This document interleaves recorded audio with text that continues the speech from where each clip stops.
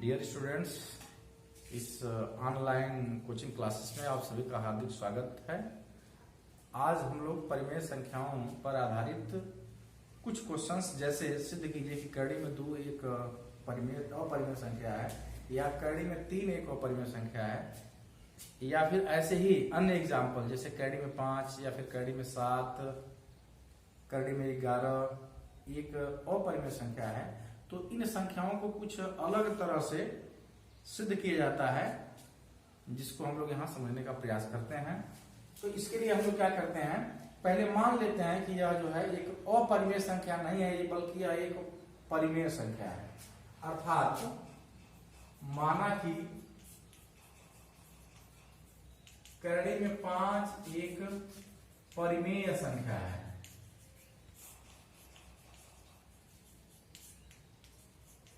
देखिए, अगर हम मान लेते हैं कि कड़ी में 5 एक परिमेय संख्या है, तो इसका तात्पर्य यह हुआ कि कड़ी में 5 को हम P/Q के रूप में लिख सकते हैं, अर्थात इसको भिन्न के रूप में लिख सकते हैं परिभाषा के आधार पर। तब हम ऐसा लिख सकते हैं कि कड़ी में 5 बराबर P/Q, जहां Q नॉट इक्वल टू 0 वो P तथा Q कोई सह अभाज्य संख्याएं हैं, कोई सह अभाज्य संख्याएं हैं। इसका मतलब क्या हुआ? देखिए, जब हमको यह मालूम है, हमने यह मान लिया पहले कि कड़ी में 5 एक परिमेय संख्या है, तो इसे हम P/Q के रूप में लिख सकते हैं। Q को 0 के बराबर नहीं होना चाहिए। साथ ही साथ हम इसमें यह भी मान ले रहे हैं कि P और Q दोनों ही सह अभाज्य संख्याएं हैं, अर्थात P और Q का कोई उभयनिष्ठ गुणनखंड नहीं है। ऐसी दो संख्याएं जिनका कोई उभयनिष्ठ गुणनखंड न हो, उसको हम परस्पर सह अभाज्य संख्याएं कहते हैं। तो इसमें हम मान लेते हैं कि P और Q परस्पर सह अभाज्य संख्याएं हैं। मीन्स इसको किसी अन्य संख्या से ऊपर और नीचे हम काट करके इस बट्टे वाली राशि को और छोटा नहीं बना सकते हैं, अर्थात P और Q का कोई अन्य गुणनखंड नहीं है। अब क्या करते हैं, यहां पर हम लिखते हैं दोनों पक्षों का वर्ग करने पर।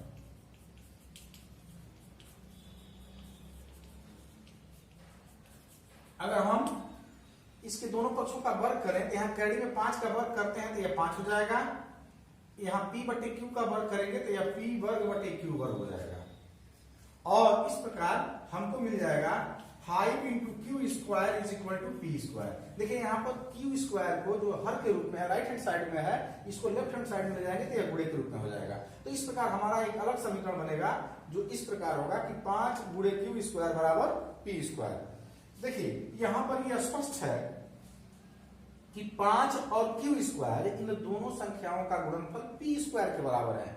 इसका तात्पर्य यह है कि 5 और Q स्क्वायर दोनों ही P स्क्वायर के गुणनखंड हैं। अर्थात अगर हम 5 से P स्क्वायर में भाग दें तो हमारा P स्क्वायर पूरा पूरा कट जाएगा। तो इसको हम ऐसे लिखेंगे, दिस इंप्लाइज 5 P स्क्वायर का एक गुणनखंड है।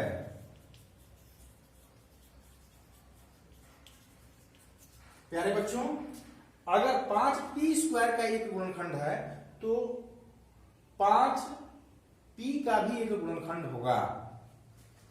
तब 5 P का भी एक गुणनखंड होगा।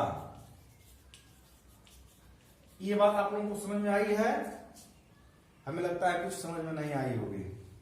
चलिए फिर हम इसको आपको समझाते हैं। देखिए, जैसे अगर कोई संख्या 9 है, यह 9 जो कि 3 का वर्ग है, इसको हम चाहें तो 3 का वर्ग लिख सकते हैं। देखिए, यह जो 3 का वर्ग है, यह ऑलरेडी हमको पता है कि यह 3 से विभाज्य है। 3 का वर्ग अर्थात 9 3 से विभाज्य है। तो अगर 3 का वर्ग 3 से विभाज्य है तो 3 भी 3 से विभाज्य होगा। ठीक इसी तरह से अगर 5 से p स्क्वायर विभाज्य है तो 5 से p भी विभाज्य होगा। नहीं समझ में? एक बार और एग्जांपल देखिए, दूसरा एग्जांपल लीजिए। जैसे मान लीजिए 64 4 से विभाज्य है। ये जो 64 संख्या है यह 4 से हमेशा विभाज्य है। अब 64 को लिख सकते हैं हम 8 का वर्ग। 64 को हम क्या लिख सकते हैं? 8 का वर्ग। यानी संख्या 4 से अगर हम 8 के वर्ग में भाग दें तो वह पूरा पूरा अगर विभाजित है तो 4 से 8 भी विभाजित होगा। अगर 4 से 64 विभाज्य है मीन्स 4 से अगर 8 का वर्ग विभाजित है अर्थात 4 8 के वर्ग का एक गुणनखंड है तो 4 जो है 8 का भी एक गुणनखंड होगा। अगर 5 p स्क्वायर का एक गुणनखंड है तो 5 p का भी एक गुणनखंड होगा। एक बार और रिपीट करते हैं, इसको आप समझिए। जैसे 64 जो कि 8 का वर्ग होता है और यह 4 से विभाजित होता है, अर्थात 4 जो है 8 के वर्ग का एक गुणनखंड है, तो निश्चित रूप से 8 का भी एक गुणनखंड 4 होगा। ठीक वैसे ही लॉजिक पे लिखा गया है। तो इसका मतलब क्या हुआ? अगर 5 p का भी एक गुणनखंड होगा तब हम p को लिख सकते हैं 5c। p को लिख सकते हैं 5c, जहां c कोई पूर्णांक है। c कोई पूर्णांक है, समझे होंगे इसको। अगर 5 p का गुणनखंड है अर्थात p का गुणनखंड किया जाएगा तो उसमें 5 आएगा, तो इसको हम p को 5 गुणे c के रूप में लिख सकते हैं। अब p बराबर 5c, अब p बराबर 5c समीकरण, इसको हम समीकरण नंबर 1 मान लेते हैं। समीकरण 1 में रखने पर क्या हमें मिलेगा? 5q वर्ग बराबर p वर्ग मीन्स 5c का वर्ग, तो ये हमारा हो जाएगा 5q वर्ग बराबर 25c वर्ग, अर्थात q वर्ग बराबर 5 से या 25 कट जाएगा 5 बार में तो 5c वर्ग हो जाएगा। अब यहां पे देख लेते हैं, देखिए बहुत ध्यान से देखिए, q वर्ग बराबर आया है 5c वर्ग। देखिए इस समीकरण से यह स्पष्ट होता है कि q वर्ग के दो गुणनखंड यहां हैं, एक 5 है और दूसरा c वर्ग है। इसका मतलब 5q स्क्वायर का एक गुणनखंड है। एकदम बिल्कुल इसी तरह से इस इक्वेशन को देखिए और इस इक्वेशन को ध्यान से देखिए, तो जो तर्क आपने यहां पर दिया है, जो चीजें आपने यहां पे लिखा है, ठीक वैसी ही चीजें यहां पे लिखी जाएंगी। लिखेंगे 5 q स्क्वायर का एक गुणनखंड है,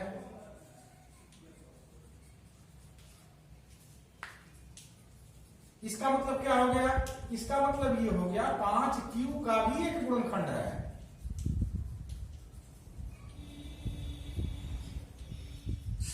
देखिए इन दो लाइनों को बहुत ध्यान से देखिए आप लोग। यहां लिखा है 5p का भी एक गुणनखंड है और यहां पे आ रहा है कि 5q का भी एक गुणनखंड है। इसका मतलब 5p व q दोनों का एक उभयनिष्ठ गुणनखंड है।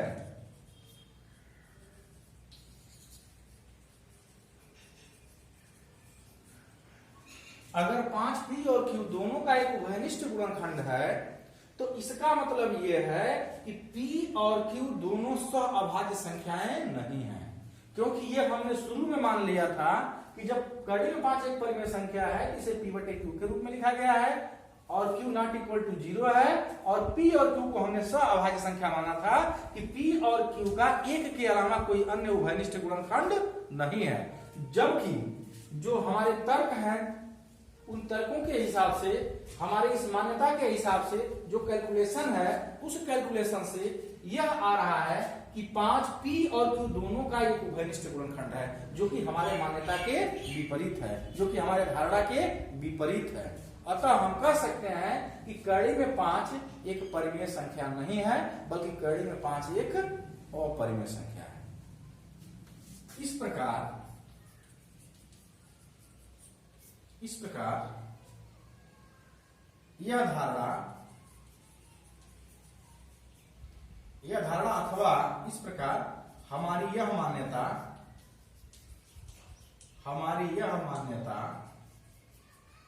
कि P व Q परस्पर सअभाज्य संख्याएं हैं,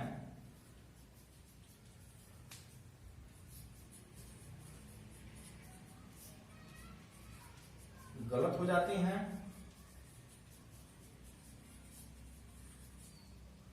और यह गलती हमारे मानने के कारण हुई, हमारे यह मानने कि कैडी में 5 एक परिमेय संख्या है के कारण हुई। अतः हम कह सकते हैं कि कैडी में 5 एक परिमेय संख्या नहीं है, बल्कि यह एक अपरिमेय संख्या है। अतः कैडी में 5 एक अपरिमेय संख्या है।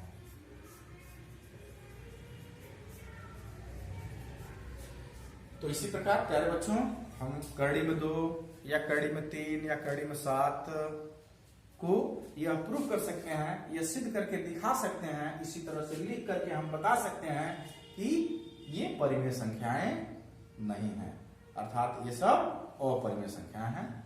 अब अगले वीडियो में हम लोग इससे आगे की चीज पढ़ेंगे। बहुत बहुत धन्यवाद।